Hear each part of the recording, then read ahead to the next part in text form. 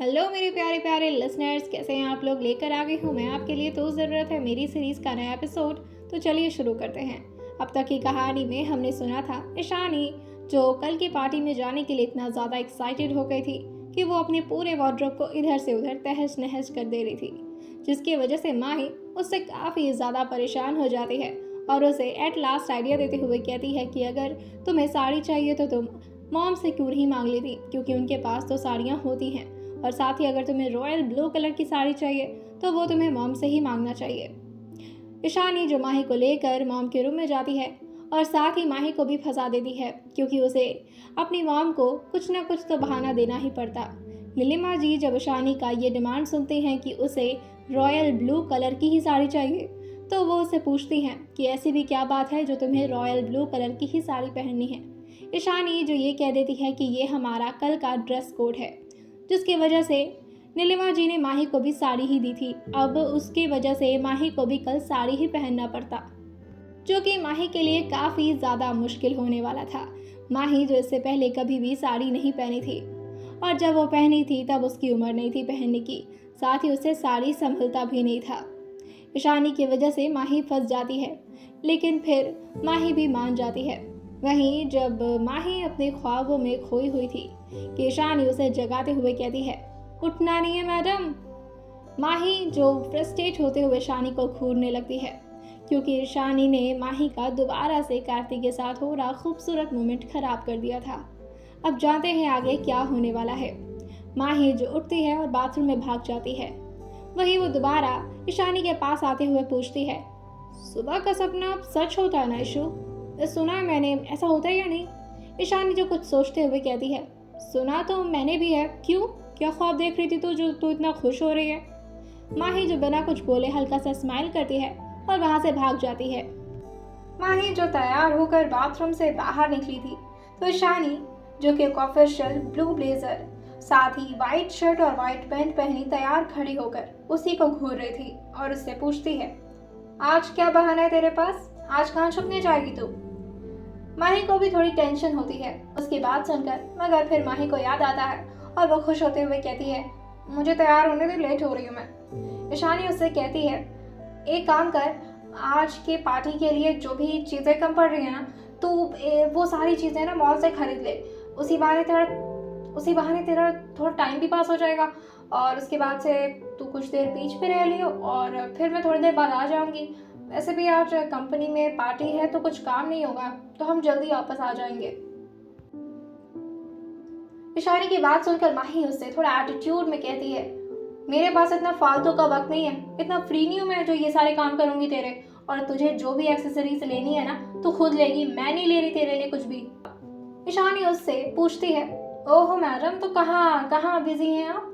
वो थोड़ा तंज कसते हुए पूछती है। माही जो उससे कहती है, वेल आज मेरा इंटरव्यू है आहूजा इंडस्ट्री में। हाँ, अब तू मुझसे पूछेगी कि मैंने तुझे क्यों नहीं बताया, तो मैं अगर तुझे इसका रिप्लाई दूंगी तो तू हर्ट हो जाएगी। इससे बेहतर है कि तो ये क्वेश्चन मुझसे ना ही कर। ये बात उसने शानी को नहीं बताई थी, जिससे शानी को गुस्सा आता है और वो अपनी आंखें बड़ी बड़ी करके उससे पूछती है, व्हाट डू यू मीन? तेरा इंटरव्यू और तूने मुझे बताया तक नहीं? तूने जॉब के लिए अप्लाई कब किया? माही उससे बोलती है, मैंने कर लिया अप्लाई, जिस दिन निकली थी ना उसी दिन सोच लिया था कि बहुत जल्द ही जॉब ढूंढ लूंगी। ईशानी उसको अपने पास लाते हुए कहती है, तो मैडम मुझे क्यों नहीं बताया? अब तो यार तू बहुत छुपी रुस्तम निकल रही यार, तू धीरे धीरे मुझसे बातें छुपाने लगी है। तेरी बेस्टी नहीं रह गई क्या मैं? ईशानी जो थोड़ा नाटक करते हुए कहती है, तो माही उसके सर पर हाथ रखती और कहती है, नहीं मेरी जान, तू मेरी बेस्टी है, लेकिन मुझे ना तेरे सब प्यारे जुबान पर भरोसा थोड़ा कम है। ईशानी उससे कहती है, क्यों, तुझे मेरे ऊपर भरोसा नहीं रह गया? अब तो मुझसे भी बातें छुपाने लगी है। माही उससे कहती है, अरे नहीं यार, भरोसा तुझ पर पूरा है मुझे, लेकिन आजकल जिस आशिकी में तू पड़ी है ना, उसके बाद तुझ पर नहीं लेकिन तेरी जुबान पर भरोसा बिल्कुल नहीं रह गया मुझे। तू सारी बातें रौनक सर से शेयर कर देती है ना, इसलिए। ईशानी उससे बोलती है, हाँ तो अगर उनको पता चल जाता तो क्या कोई कयामत आ जाती या तुझे जॉब नहीं मिलती? माही जो अपने गीले बाल सुखाते हुए उससे कहती है, अरे यार तू समझ नहीं रही है, देख जैसे तू रोनित सर से कोई बात नहीं छुपा पाती है ना, वैसे ही रोनित सर उस मिस्टर अकड़ू से कोई बात नहीं छुपा पाते। और अगर उन्हें पता चल जाता कि मैं उनके फ्रेंड की कंपनी में जॉब अप्लाई की हूँ, तो मुझे पता है वो मुझे कभी भी उस कंपनी में नहीं रहने देंगे और वहाँ पर भी मुझे तंग करेंगे। इसलिए ईशानी, जो समझ नहीं पाती कि वो किसकी बात कर रही है, वो उसे पूछती है, अकड़ू? कौन अकड़ू? ईशानी की बात सुनकर माही अपना बाल छटकारते हुए कहती है, एक ही तो अकड़ू है यार मेरी जिंदगी में, अब तुझे वो भी बताना पड़ेगा मुझे डिटेल में, क्या बेस्टी है तो मेरी। फिर वो थोड़ा फ्रस्ट्रेशन में कहती है, कार्तिक सर और कौन? ईशानी जो थोड़ा स्माइल करते हुए कहती है, ओह तो वो मिस्टर अकड़ू आ गए आपकी लाइफ में। माही जो उसके बगल से निकलते हुए कहती है, बकवास ना कर, क्या फालतू बकवास की जा रही है, जिंदगी में आ गए। ईशानी उससे कहती है, अभी अभी तो तुमने कहा कि एक ही तो अकड़ू है तुम्हारी जिंदगी में। ईशानी माही की बात को रिपीट करती है तो माही को भी इस बात का एहसास होता है कि उसने जल्दी जल्दी में क्या बोल दिया। माही अपने सर पे हाथ रखते हुए कहती है, अरे मेरी माँ, गलती से मेरे मुंह से निकल गया यार, अब तो बात का बतंगड़ मत बना, जल्दी से मेरे लिए ब्रेकफास्ट लेकर आ, मैं जल्दी से खा कर भागूंगी, अगर लेट हुआ ना तो इंटरव्यू से पहले ही निकल जाऊंगी मैं। ये बोलते बोलते वो तैयार भी हो जाती है। माही ने आज पिंक कलर की शॉर्ट कुर्ती और ब्लू डेनिम प्लाजो पहन रखा था, साथ ही उसने एक छोटा सा स्कार्फ भी लिया था। वो उसको गले में लगाती है और बाल को खोल कर ही वो रखती है, क्योंकि उसके बाल थोड़े गीले थे और साथ ही उसके बाल उसके कमर तक आते थे, जिससे उसका लुक पूरी तरह से परफेक्ट लग रहा था। इसलिए वो आज बाल नहीं बांधती। कानों में छोटे छोटे इयररिंग्स और साथ ही हाथ में एक रिस्ट वॉच। बस ऐसे ही सिंपल होकर माही तैयार होकर बाहर निकल गई थी। माही को देखकर नीलिमा जी उसकी नजर उतारते हुए कहती हैं, आप ना माही ऐसे पिंक विंक कलर के कपड़े मत पहना करिए, किसी का भी दिल आ जाएगा आप पर। नीलिमा जी उससे ऐसी बात करती हैं तो माही हल्का सा शर्माते हुए अपनी पलकें झुका लेती है। ईशानी जो धीरे से उसके बगल में आते हुए कहती है, जिसका भी दिल तुम्हारे पर आया ना माही, कार्तिक सर उसके जिस्म से उसका वो दिल निकाल कर बाहर फेंक देंगे। ईशानी की बात सुनकर माही अपनी पलकें नीचे झपका ली थी, जैसे उसे खुद भी ये बात काफी अच्छी लगी हो, और वो कार्तिक के बारे में सोचने लगती है। और वही सोचते सोचते कब उसका नाश्ता खत्म हो जाता है उसे पता ही नहीं चलता। नीलिमा जी और सौरभ जी माही और ईशानी को देखते हैं तो भगवान से प्रे करते हुए कहते हैं, भगवान हमारे बच्चों की खुशी ऐसे ही सलामत रखे। आइए। वहीं दूसरी तरफ माही और ईशानी जो कैब में बैठकर अपनी अपनी कंपनी की तरफ निकल गई थी। माही जैसे ही कोई मंदिर देखती वो तुरंत ही वहां अपना हाथ जोड़कर प्रे करना स्टार्ट कर देती। हे भगवान जी, बस ये इंटरव्यू पास करा देना, कुछ भी हो जाए बस पास करा देना। इस कंपनी में अगर मुझे जॉब नहीं मिली ना तो फिर कहीं भी अच्छा पैकेज नहीं मिलेगा मुझे। ईशानी माही की हरकत देखती है तो उससे कहती है, तेरी ये आदत बचपन से है यार, जब भी तो एग्जाम देने जाती थी ना तभी बिल्कुल ऐसी हरकतें करती थी। बस भगवान जी इस एग्जाम में अच्छे मार्क्स आ जाए, अगले एग्जाम से अच्छे से पढ़ाई करूंगी। माही जो कैब रुकवाते हुए कहती है, बस बस बस बस आ गया मेरा ऑफिस, तू जा बहन और प्लीज मुझे गुड लक बोल दे। ईशानी से माही कहती है तो ईशानी भी उसकी बात को रखते हुए कहती है, गुड लक मेरी जान, जय श्री कृष्णा, चल कान्हा जी तेरे लिए सब कुछ अच्छा करेगी। माही भी ईशानी को बाय बोलती है और अपने ऑफिस के लिए निकल जाती है। ऑफिस वॉकिंग डिस्टेंस पर ही था, लेकिन वो थोड़ा गली के अंदर था, जिसकी वजह से माही को थोड़ा दूर पैदल चलना पड़ता है। माही जो ऑफिस में एंटर करती है तो जय श्री कृष्णा का नाम लेते हुए बस कान्हा जी से प्रे करने लगती है, प्लीज सब कुछ अच्छे से हो जाए, सब कुछ अच्छे से हो जाए। तभी वो देखती है कि वहां पर काफी लोग इंटरव्यू के लिए आए हुए हैं। वो सारे लोगों को देखकर माही की तो सट्टी पट्टी गायब हो गई थी। वहां पर बैठे सारे लोग काफी ज्यादा प्रोफेशनल लग रहे थे और देखने में काफी क्लासी और स्टैंडर्ड लेवल के। माही जैसे उन लोगों को देखती है उसका कॉन्फिडेंस थोड़ा डाउन हो जाता है। वो जो बाकी मेंबर्स के साथ वहीं बैठ जाती है जहां पर इंटरव्यू के लिए लोग वेट कर रहे थे। वहीं दूसरी तरफ रोनित और अखिल जो जोरों शोरों से काम में लगे हुए थे, लेकिन कार्तिक जी कहीं पर भी नजर नहीं आ रहे थे। पूरे कंपनी को खूबसूरत तरीके से सजाया गया था। आज उनकी कंपनी के लिए बहुत बड़ा दिन था, मगर कार्तिक कहीं भी नजर नहीं आ रहे थे। रोनित जो अखिल से पूछता है, आज सर नहीं आए, कहाँ है वो, मैंने देखा ही नहीं उन्हें और उनका कोई कॉल भी नहीं आया मुझे। अखिल भी रौनक से कहता है, हाँ यार पता नहीं कहीं बिजी हैं, वो सुबह ही निकल गए थे पता नहीं कहाँ, मुझे पता नहीं है।